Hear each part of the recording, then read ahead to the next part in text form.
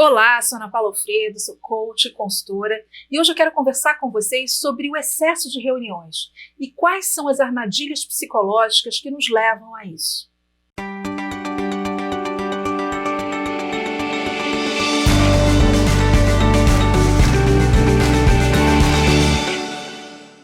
Todo mundo odeia reuniões, pelo menos essa é a minha impressão.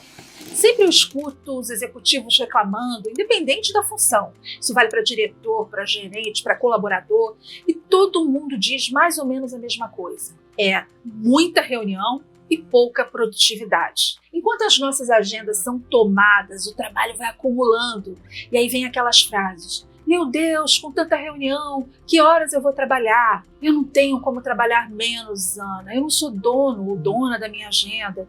E o pior é que a gente fala e não decide nada, não termina aquela reunião. Alguém já experimentou alguma dessas situações? E se já era ruim, no home office ficou ainda pior. As plataformas compartilhadas tornaram as agendas ainda mais visíveis e qualquer espaço livre era rapidamente tomado por um novo compromisso. Mas quando a gente inventou reunião, não era para agilizar, facilitar a comunicação, a tomada de decisões? Quando é que esse conceito se perdeu? Uma pesquisa entre gerentes americanos indicou que eles consideravam que 83% das suas reuniões eram improdutivas. É isso mesmo, 83%. Mas então, se todo mundo reclama, se todo mundo odeia, se não funciona, por que elas continuam acontecendo da forma que continuam acontecendo? E por que vamos a ela se 83% das vezes a gente sabe que ela vai ser improdutiva? Cientistas da área de comportamento humano procuraram entender quais armadilhas psicológicas que nos levam para essa situação e publicaram um artigo na Harvard Business Review chamado A Psicologia por Trás do Excesso de Reuniões. Eu vou resumir aqui alguns pontos desse artigo e depois eu vou dar algumas dicas de como contornar essa situação. A primeira armadilha pode ser traduzida por uma sigla em inglês que se diz FOMO, Fear of Missing Out, ou seja, o medo de ficar de fora. Vem da nossa necessidade de pertencimento. A gente tem o medo de que nossos colegas de trabalho façam julgamentos negativos a nosso respeito ou nos esqueçam e não nos desenvolvam mais nos projetos se a gente não for a uma reunião.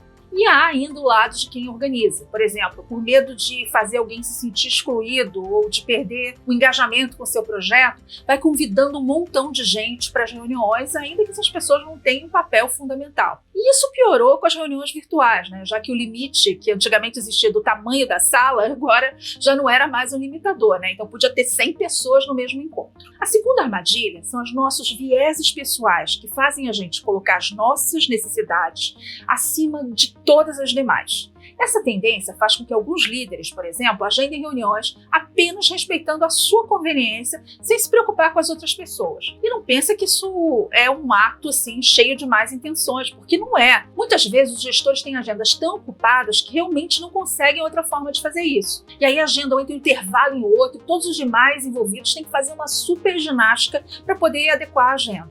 E no dia a dia é mais fácil aceitar a reunião do que encontrar um horário com o chefe para explicar por que você não pode comparecer.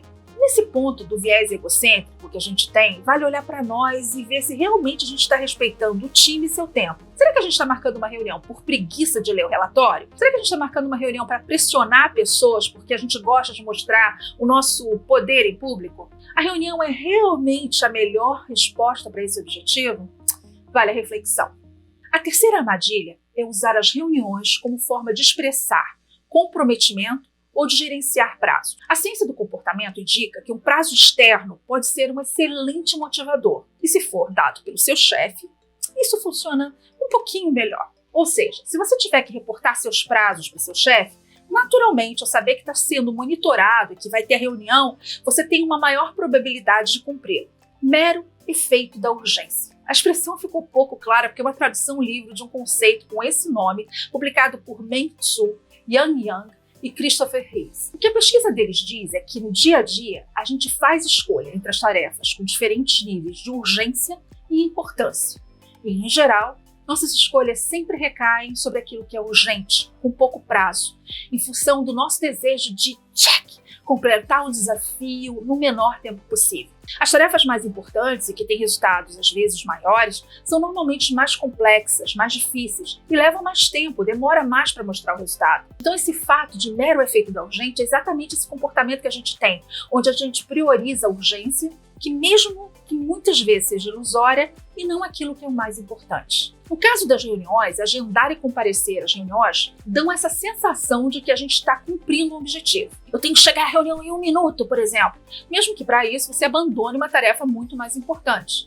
E ainda existe a inércia a que a gente é submetido. É mais fácil continuar indo para uma reunião pouco produtiva do que parar, pensar sobre isso e propor uma mudança. Uma outra armadilha se chama amnésia das reuniões passadas. Chega a ser até engraçado, mas a gente esquece durante o resto do tempo de como aquela reunião anterior foi ruim ou improdutiva. E aí, quando chega a nova data, a gente simplesmente vai, sem romper o ciclo. Uma outra coisa é o que a gente chama de ignorância plural. Eles dão o seguinte exemplo. Você já se viu em uma reunião entorpecedora, aquela que você está assim, igual um zumbi, de 3 horas, e onde você fica pensando, meu Deus do céu, será que eu sou a única pessoa que percebe o quanto esse encontro não faz o menor sentido? A ignorância plural é isso, é esse efeito que a gente assume quando a gente acha que a gente é o único a perceber alguma coisa, quando na verdade todo mundo está pensando a mesma coisa. E quando a gente faz assim, ninguém fala sobre isso. E a reunião continua marcada e os zumbis vão lá, continuam comparecendo, igual Walking Dead. E aí, se identificou? Eu me identifiquei muito quando eu li isso.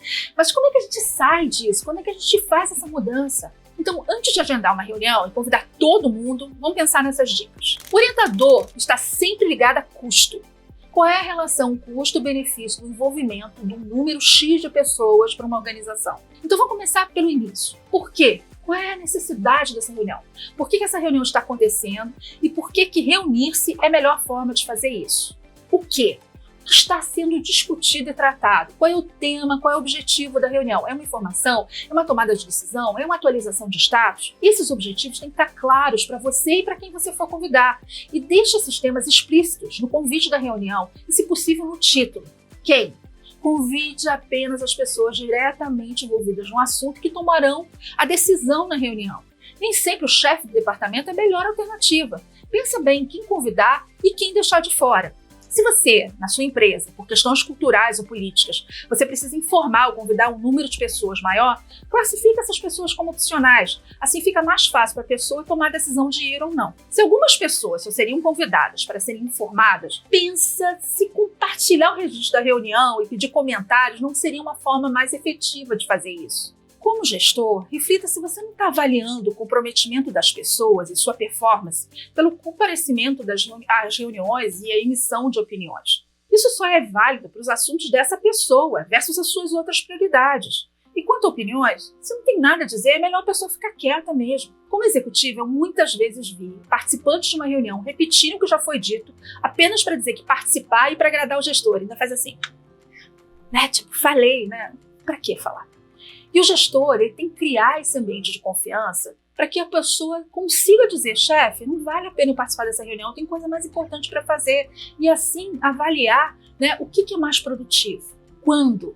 Pensando nas pessoas-chave, olhe a agenda dessas pessoas e veja qual é o melhor horário para esse encontro. Às vezes é melhor remanejar o seu horário do que o das outras pessoas. Lembre que das reuniões recorrentes, né? Então, às vezes, algumas empresas têm reunião de time, de resultado, e tenta já contornar isso. Há aplicativos como o Doodle, por exemplo, que ajudam a encontrar o melhor horário para um grupo. E acredite, quando a importância e o objetivo estão claros, as pessoas são bem mais flexíveis com suas agendas. E outra coisa, respeite os horários do início e do término, e não se atrase, principalmente se você é organizador, independente se você é o chefe. Ou melhor, principalmente se você é o chefe. É mais comum do que a gente gostaria um gestor agendar uma reunião em um horário que ninguém podia. Aí todo mundo faz um monte de malabarismo para comparecer. Aí o organizador da reunião se atrasa ou remarca a reunião 5 minutos antes. Isso não é aceitável. E adivinha o que ia acontecer na próxima reunião? E todo mundo se atrasar. E aí o ciclo, piora. Por quanto tempo? Qual é o tempo que a reunião deve ter? A gente pode fazer encontro rápido e produtivo. É interessante como a gente sempre usa unidades de 1 hora para reunião. Ou ela dura 1, ou 2, ou 3 horas. Por que não 30, 40 minutos, ou até 20 minutos? E você pode empoderar os participantes. Por exemplo, se uma reunião mensal de acompanhamento de projeto, se todo mundo, né, cumprir o prazo e meta, e não tem nada para discutir, a reunião pode ser cancelada. Isso é facilmente resolvido com uma pauta construída, né, conjuntamente com a distribuição do status do projeto. Como? Como será essa reunião? Se é necessário ter todos juntos por 15 minutos, por exemplo, qual é a melhor forma de fazer? Se forem todos do mesmo site, do mesmo prédio, do mesmo andar, o encontro rápido presencial pode fazer sentido. Mas se forem de áreas diferentes, imagina, deslocar um monte de gente para fazer uma reunião de 15 minutos. O virtual pode ser o melhor. E lembre-se que sempre que você for fazer uma reunião, dedique tempo ao final para fazer a avaliação do trabalho que fizeram juntos e do que pode melhorar. Ter a hipótese de que a reunião não é mais necessária é sempre uma possibilidade. A gente não pode ficar pegado. Nossa, eu vou perder minha reunião mensal. Gente, ela é meio, ela não é o objetivo final da organização.